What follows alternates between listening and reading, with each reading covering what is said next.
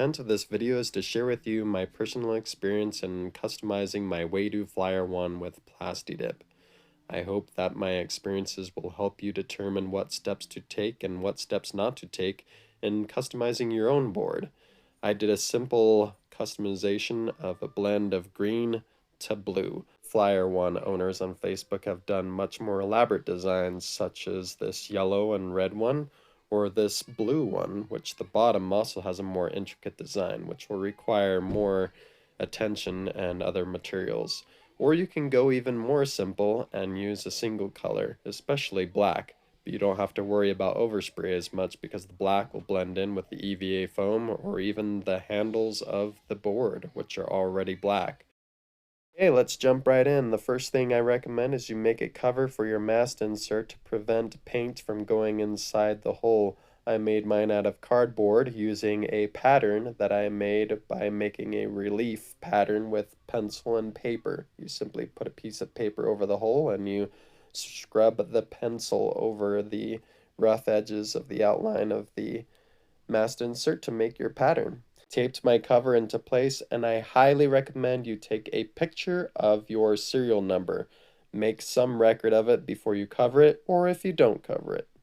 The foam material itself is known for small amounts of water penetration, but after a ride, the area where I saw water leaking the most was from areas where hardware meets foam. So I decided to take shoe goo and cover these areas to seal them up.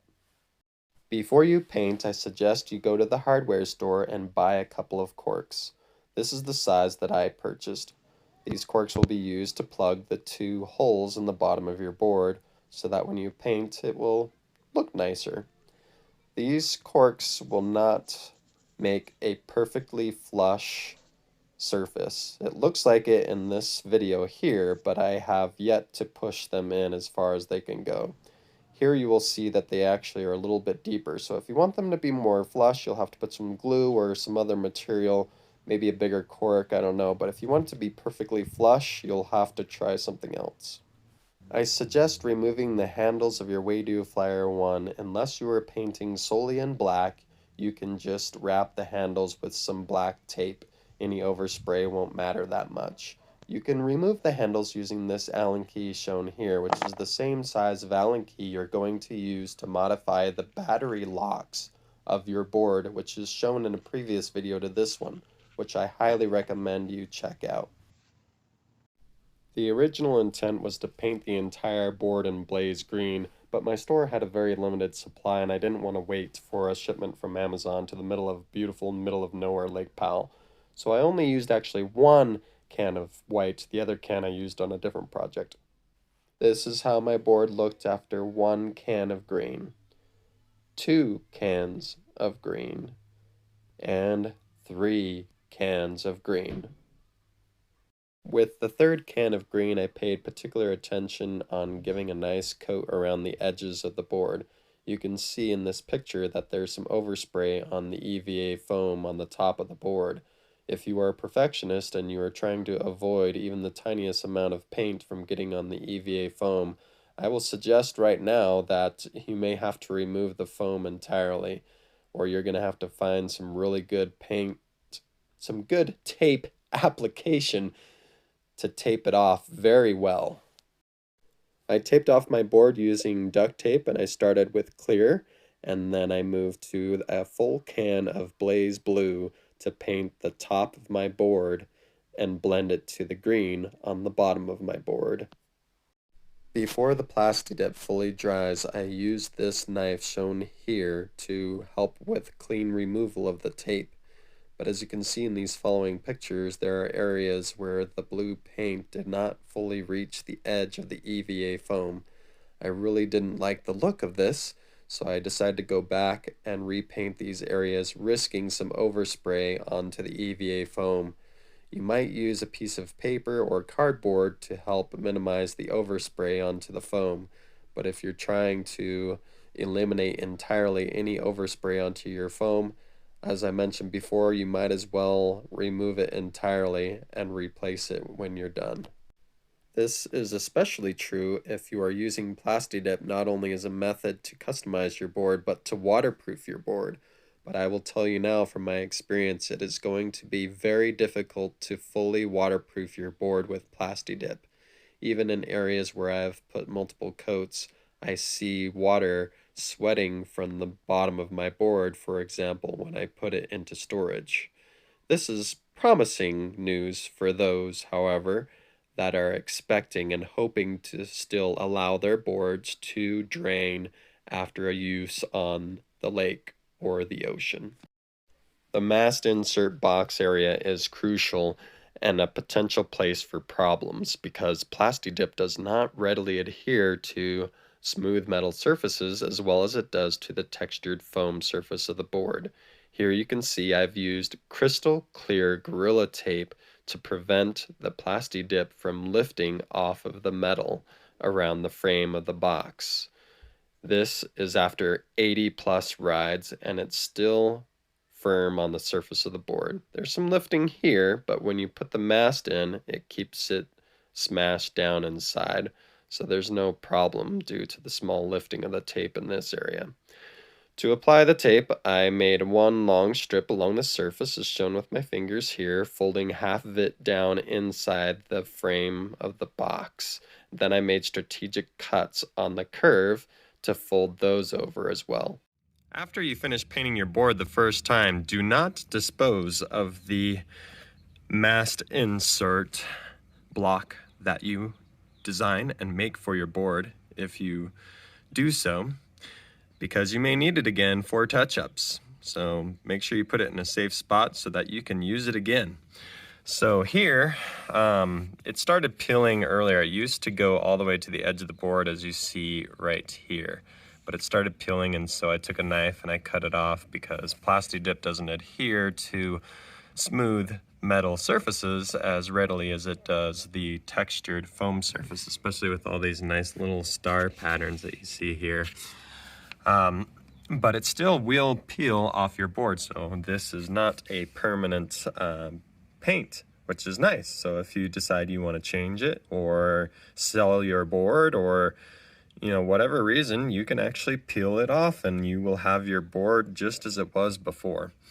So here we're going to put a popsicle stick to raise the surface of the Plastidip skin so that I can get paint down in there to tack this back on, because water over time has been ramming into this ripple and slowly opening this up until it tore at the step of the hole down here. So we will be doing the same thing with probably 2 popsicle sticks, and then flipping the board around on its nose and getting some Plastidip in here. So let's do it! So this is an example of what not to do. Any large areas that need repairing, you're probably going to have to cut it off and redo it entirely. Really not the best job, but we're gonna make it work. As mentioned earlier, I had to cut the whole area off and redo it.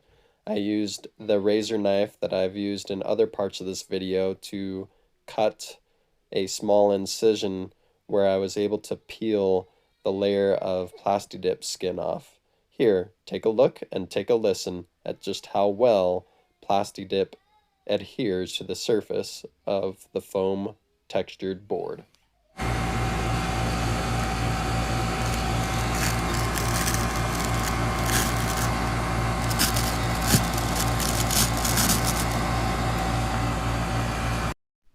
Now that I've covered this large repair and how to avoid it altogether, I'd like to discuss these small repairs such as these little bubbles, which have largely shown due to heat exposure.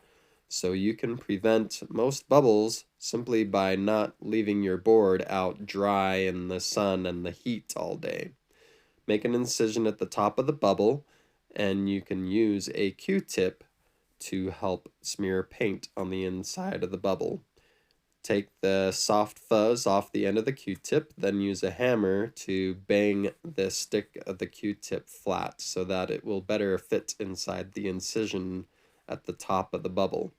You want to make it at the top so that all of the paint runs down inside instead of out.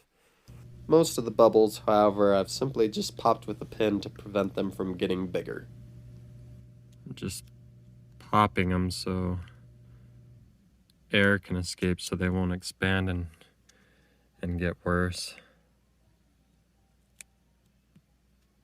And then I'll try and fix them later. But yeah, that one had some water in it, probably from when I stood the board on its nose to paint the tail. So I stood up on its nose, and then water that was inside the board slowly penetrated this bubble here. I would suggest not painting, especially repairs, during high heat conditions. High heat is not your friend because it will cause the foam board to expand slightly, enough to cause the Plastidip skin to stretch. And when you try to paint it and close up any potential tears, those tears will actually get bigger when the Plastidip is moistened due to you trying to seal it up. The nose of your board is an area of likely wear and tear, as it was for mine.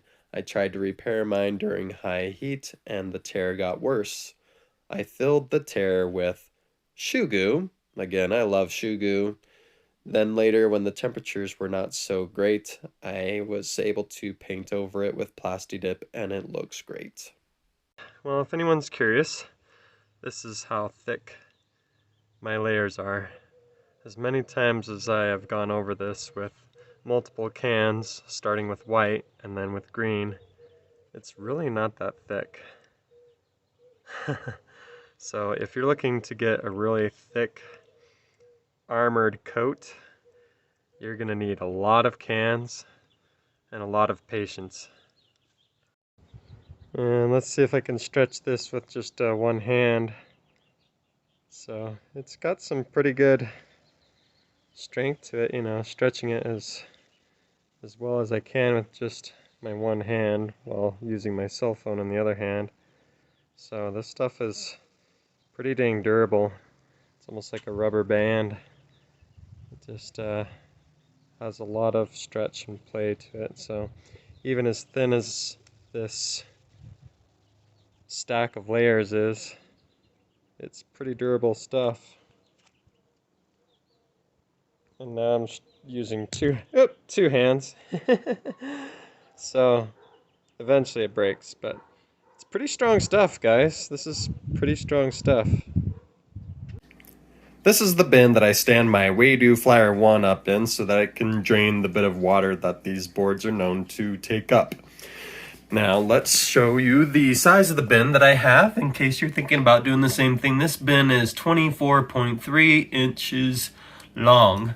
I would suggest something less long, or at least more rigid, because as you can see, the bin gets a little stretched by the, anyway, you can see.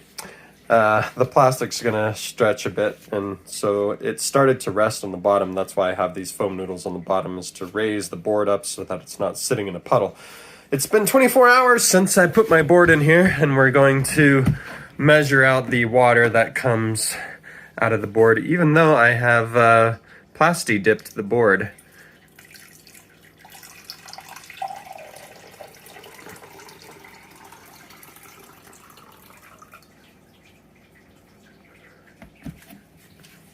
So if you're concerned about putting Plastidip on your board and not being able to drain the water, no worries, you'll still be able to drain. And what we have is 1.5 cups of water. This time, 24-hour period, the drainage is 1 1/4 cup of water. So anywhere between 1 and 1.5 cups of water drains out of the board in a 24-hour period. I must say this video is much longer than I intended it to be, but I just want to get it finished and posted. My next video, however, will be much shorter and simpler and cover the topic of how to add registration stickers to the side of your board, as well as an HIN whole identification number plaque to your board. Unless things have changed recently, the Waydoo Flyer 1 boards do not ship with a whole identification number plaque. You will have to get one made by a third party, and I will show you what I've done to add stickers and an HIN plaque to my board. I hope you're able to gain something from this video and go out and live life to the foilist.